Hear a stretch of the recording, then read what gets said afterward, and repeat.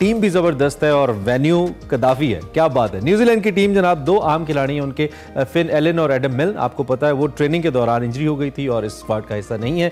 इसके अलावा जो 9 उनके टॉप क्रिकेटर्स हैं वो पहले ही IPL खेल रहे हैं, मेकिंग डॉलर्स। तो पाकिस्तान के लिए जो ऐलान करदा टीम है उसमें वो शामिल नहीं है। बहरहाल ये जो इंटरनेशनल टीम तो है, इंटरनेशनल टीम है पाकिस्तान के अंदर 5 T20 मैचेस होंगे, 17 रुकनी स्क्वाड है पाकिस्तान का जिसका ऐलान कर दिया गया है। क़यादत पाकिस्तान की वंस अगेन किंग बाबर करेंगे, बाबर इज बैक। जबकि अगर हम मजीद प्लेयर्स की बात करें इसमें अबरार अहमद हैं, आज़म खान है, फ़खर ज़मान है, इफ्तिखार हैं, इमाद हैं, अब्बास आफरीदी हैं, रिजवान हैं, मोहम्मद आमिर हैं, इरफान नियाजी हैं, गुड इंक्लूजन, और रिजवान हैं, आमिर हैं, साइम अयूब, नसीम शाह, शादाब खान हैं और शाहीन शाह आफरीदी हैं। इसके अलावा अगर हम स्पिनर्स की बात करें तो उसामा मीर भी शामिल हैं, then Zaman Khan as pacer और उस्मान खान भी शामिल हैं। रिजर्व खिलाड़ियों में नौजवान हसीबुल्ला हैं और मोहम्मद अली, वसीम जूनियर, सलमान आगा और साहबजादा फरहान मेरे बड़े फेवरेट बैटर हैं वैसे, वो भी इसमें शामिल हैं। और रिटायरमेंट वापस लेने वाले मोहम्मद आमिर साहब 4 साल बाद कौमी टीम में वापसी की फ्लाइट उन्होंने ली है। सोइज इमाद वसीम वो भी एक्शन में दिखाई देंगे, मैन ऑफ द टूर्नामेंट थे PSL 9 के अंदर,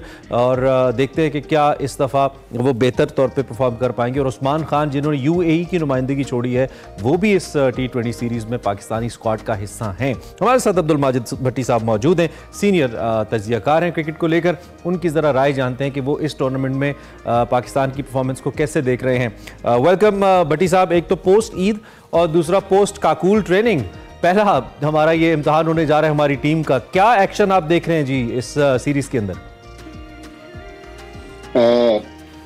देखें इमरान साहब, वैसे तो जिस तरह आपने अभी कहा कि न्यूजीलैंड जो थी जब पाकिस्तान के लिए रवाना हुई तो उनके 2 मजीद खिलाड़ी पाकिस्तान के टूर से बाहर हो गए, तो तकरीबन 12 से 13 मेन प्लेयर जो हैं वो पाकिस्तान नहीं आए। 12 आउट ऑफ 11। फिर आपको पता है, जी हाँ, फिर आपको पता है कि 1 जून से अमेरिका और वेस्ट इंडीज में T20 वर्ल्ड कप शुरू होना है। तो बेसिकली ये सीरीज, इसके बाद आयरलैंड और इंग्लैंड की सीरीज, ये उस T20 वर्ल्ड कप की तैयारियों का हिस्सा है।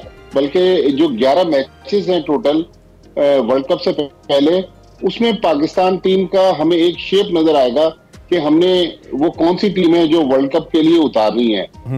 देखिए, पाकिस्तान क्रिकेट बोर्ड ने इसका बहुत ज्यादा चर्चा भी किया है और जो हमारे सेलेक्टर हैं वहाब रियाज, उनको सीनियर मैनेजर बनाकर पाकिस्तान टीम के साथ इस वक्त इसलिए मुंसलिक किया गया है कि पाकिस्तान क्रिकेट बोर्ड चाहता है कि उनकी जो पॉलिसीज हैं, खासतौर पर रोटेशन पॉलिसी जो है, उस पर अमल दरामद करके कुछ नए लड़कों को ट्राई किया जाए। अब जो सवाल है जिसमें मेरा भी इंटरेस्ट है और यकीनी तौर पर आप और आपके जो देखने और सुनने वाले हैं उनकी भी दिलचस्पी होगी कि क्या बाबर आजम और मोहम्मद रिजवान की ओपनिंग जोड़ी, जो पिछली बार शाहीन शाह आफरीदी जब कप्तान बने थे, मोहम्मद हफीज डायरेक्टर बने थे, वहाब रियाज उस वक्त चीफ सेलेक्टर थे, तो वो जोड़ी टूट गई थी। कभी साइम अयूब को हमने ओपन करते हुए देखा बाबर के साथ, कभी रिजवान को हमने ओपन करते हुए देखा साइम अयूब के साथ। तो क्या वो जोड़ी दोबारा वापस आएगी एज ए ओपनिंग जोड़ी? क्योंकि बाबर आजम अब कप्तानी में वापस आ गए। और पिछली सीरीज करते कलामी के मेरा इससे भी इंपॉर्टेंट सवाल मेरा जो मेरे जहन में आ रहा है वो ये है कि क्या बाबर आजम पहले से ज्यादा एम्पावर्ड कप्तान के तौर पे सामने, पहले वो एक एम्पावर्ड कप्तान थे, वो उनके फैसले माने जाते थे। शादाब का हमें मालूम है जो वर्ल्ड कप में शादाब खेले थे, बाबर की ईमा पे खेले थे, कुछ हमें उसका नुकसान भी हुआ, शादाब उस तरह परफॉर्म नहीं कर पाए थे। क्या अब बाबर पहले से ज्यादा एम्पावर्ड कैप्टन है अपनी टीम सिलेक्शन को लेकर? आपको क्या लगता है? और अगर हैं तो फिर डेफिनेटली उसके बाद ये वाले फैसले वो कर पाएंगे जो आप कह रहे हैं? देखिए, यकीनी तौर पर बाबर आजम एक बाइख्तियार कप्तान तो होंगे, लेकिन सिलेक्शन में माजी में जिस तरह वो मनमानियां करते रहे हैं, तो वहाब रियाज का इस टीम के साथ जुड़ जाना, और वो खुद प्रेस कॉन्फ्रेंस में बता रहे थे कि मुझे PCB ने अपनी पॉलिसीज और रोटेशन पॉलिसीज और प्लान को इम्प्लीमेंट करने के लिए रखा गया है।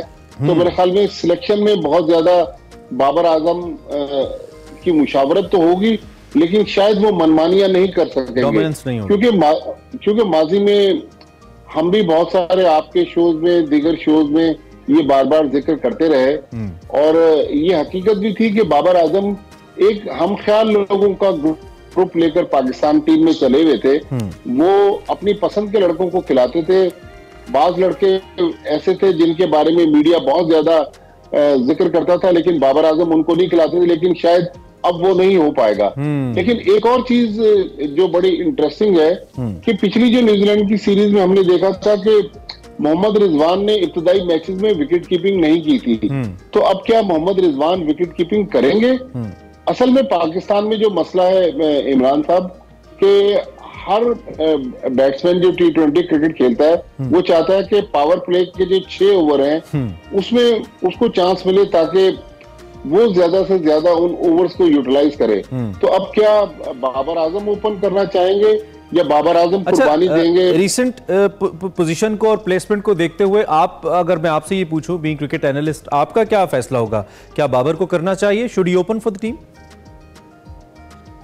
देखिए, मेरे ख्याल में साइम अयूब हमारे पास एक अच्छा प्रोस्पेक्ट है, तो हमें साइम अयूब को भी मौका देना चाहिए। तो बाबर आजम और साइम अयूब इनिंग्स ओपन करें, मोहम्मद रिजवान तीसरे नंबर पर आए, फखर जमान चौथे नंबर पर। अब जो एक और मसला दरपेश है हमें, वो मसला है उस्मान खान का, कि उस्मान खान ने जाहिर है यूई से अपना सब कुछ छोड़ के पाकिस्तान के लिए खेलने को तरजीह दी। उस्मान खान को हम कहाँ खिलाएंगे? इफ्तिखार अहमद मिडिल ऑर्डर में मौजूद हैं, फिर हमारे पास आजम खान मौजूद हैं, और हमने उस्मान खान को टीम में जगह देने के लिए सलमान अली आगा को ड्रॉप किया। फिर इस वक्त हारिस रऊफ अवेलेबल नहीं है। देखें, न्यूजीलैंड की ये 5 मैचों की सीरीज होम ग्राउंड पर हो रही है। कहा यह जा रहा है कि इस्लामाबाद में बारिशें बहुत ज्यादा हैं, हो सकता है कि बारिशें इन मैचों पर असरअंदाज हो जाएं, लेकिन पाकिस्तान को मेरे ख्याल में जो तजर्बात करने हैं इन 5 मैचेस में करना पड़ेंगे, क्योंकि फिर इंग्लैंड और आयरलैंड के खिलाफ पाकिस्तान के पास गलती की गुंजाइश नहीं होगी। अच्छा, बट साहब मुझे ये लगता है कि बैटिंग में शायद we have plenty of option, penalty of options, हम कर सकते हैं, लेकिन ये जो बॉलिंग साइड है इसके अंदर पाकिस्तान के लिए there are tough decisions to be made. ख़ास तौर पे आमिर वापस आए हैं, हारिस का आपने खुद जिक्र किया, शाहीन मसाइल का शिकार तो है, लेकिन ओबियसली हमारा मेन पेस अटैक उन पे डिपेंड करता है, नसीम है। तो आप के ख्याल में क्या वो फैसला बेहतर तौर पे कर पाएंगे बाबर, और क्या चॉइस उनकी पॉसिबली होनी चाहिए पेस अटैक को लेकर? देखिए, मेरे ख्याल में अकेले बाबर, जिस तरह मैंने पहले भी कहा कि वो डिसीजन नहीं कर पाएंगे, अब बाबर आजम को अपने हेड कोच अजहर महमूद और वहाब रियाज के साथ मिलकर, और थोड़ी बहुत उसमें मुशावरत बॉलिंग और बैटिंग कोचेस की भी होगी, एक सबकी मुश्तरका राय से टीम बनाना पड़ेगी। लेकिन पाकिस्तान को देखें, अगर हम स्पिनर्स की बात करें तो शादाब खान और इमाद वसीम ये दोनों ऑलराउंडर्स भी हैं और दोनों स्पिनर्स भी हैं। फास्ट बॉलिंग में मोहम्मद आमिर ने चूंकि रिसेंटली रिटायरमेंट वापस ली है, हम मोहम्मद आमिर को भी एक्शन में देखना चाहते हैं। वो 4 साल बाद इंटरनेशनल क्रिकेट खेलेंगे, तो मोहम्मद आमिर, नसीम शाह और अब्बास आफरीदी और उसके अलावा जमान खान, ये 4 हमारे पास फास्ट बॉलर हैं जिनमें से हमें 3 फास्ट बॉलर खिलाने। शाहीन शाह आफरीदी को जो मुझे सुनने में आ रहा है कि इब्तदाई चंद मैचेस में आराम दिया जाएगा ताकि उनका वर्कलोड भी मैनेज हो सके और वो फुली फिट होकर वर्ल्ड कप में पाकिस्तान को रिप्रेजेंट कर सके।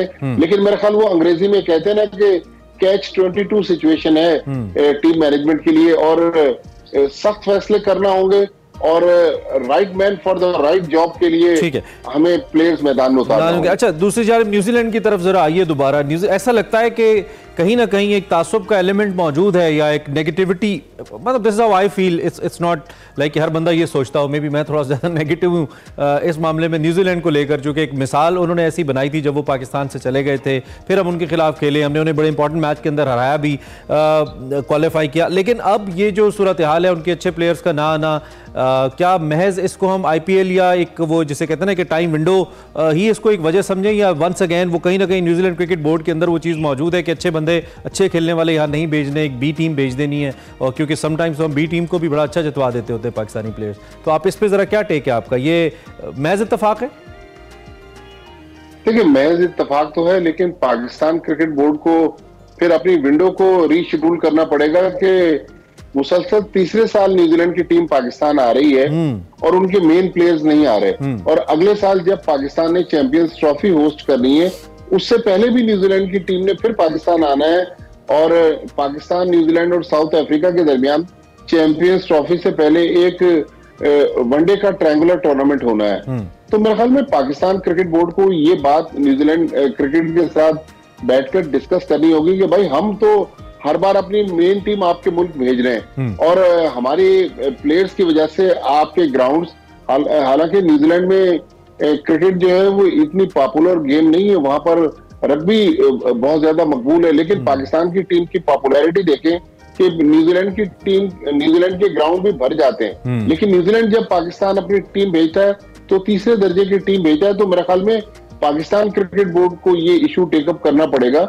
जाहिर है न्यूजीलैंड क्रिकेट जो है वो अपने मुल्क में एक खेल की कंट्रोलिंग अथॉरिटी है, उनको प्लेयर्स को बावर करवाना पड़ेगा कि भाई नेशनल ड्यूटी है, नेशनल ड्यूटी के लिए आप आईपीएल छोड़कर पाकिस्तान के लिए सीरीज खेलने के लिए आए। तो इस बारे में क्रिकेट बोर्ड को ये मामला टेकअप करना पड़ेगा, क्योंकि इस तरह तीसरे दर्जे की टीमें भेजकर फिर मजा नहीं आता देखने का, मजा नहीं आएगा। अच्छा, दूसरी जानिब एक फिटनेस हमारा बड़ा अहम मसला रहा है, आपसे भी 12 हमारी बात होती रही है पाकिस्तान टीम की फिटनेस को लेकर। Pakistan military academy Kakul one of the best institutions in terms of training, लेकिन मिलिट्री ट्रेनिंग उसमें ट्रेन हुए हमारे खिलाड़ी। इससे पहले जब ट्रेन हुए थे टेस्ट टीम हमारी बड़ी ज़बरदस्त, हमने बड़ा मिसबा की क़यादत में बहुत अच्छा हमने परफॉर्म किया था, अच्छा इंपैक्ट आया था। इस दफ़ा भी ट्रेनिंग तो बड़ी टाइट हुई है, जो विजुअल्स हमारे सामने आए हैं। इसका इम्पैक्ट कोई देख रहे हैं आप प्लेयर्स की परफॉर्मेंस पे ऑन द ग्राउंड? देखिए इमरान साहब, इम्पैक्ट तो डेफिनेटली जितनी जबरदस्त हमारे पाकिस्तान मिलिट्री एकेडमी काकूल के ट्रेनर्स ने ट्रेनिंग करवाई है उसका इम्पैक्ट तो आएगा।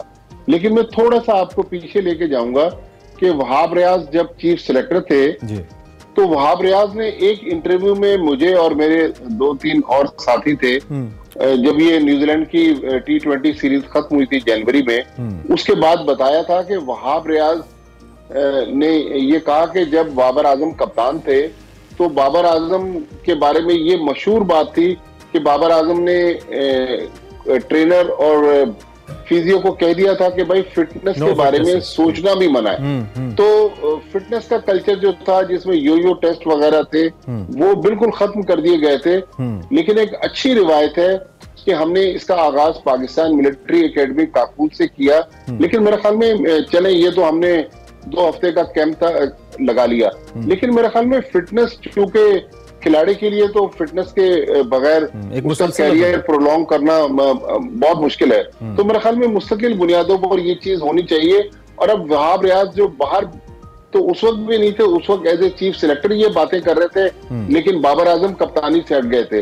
अब वहाब रियाज थोड़ा से डिमोट हुए, वो चीफ सिलेक्टर से सिलेक्टर बन गए, बाबर आजम इक्तदार की कुर्सी पर दोबारा आ गए।